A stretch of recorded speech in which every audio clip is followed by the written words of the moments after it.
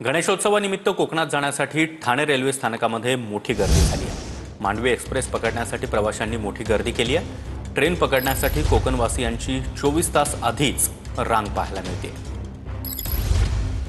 आढावा घेतला आमच्या प्रतिनिधींनी, पाहूया। गणेश उत्सव सणानिमित्त कोकणात जाणाऱ्या अनेक गणेश भक्त कोकणवासी येथे गावी जाताना निघताना पाहायला मिळत आहेत। आपण सध्या ठाण्यातील रेल्वे स्थानक या परिसरात आहोत। या ठिकाणी प्रत्येक जण गणेश भक्त कोकणवासी या ठिकाणी वेगवेगळ्या वस्तू घेऊन जे ते गावी जाताना आपल्याला पाहायला मिळतात।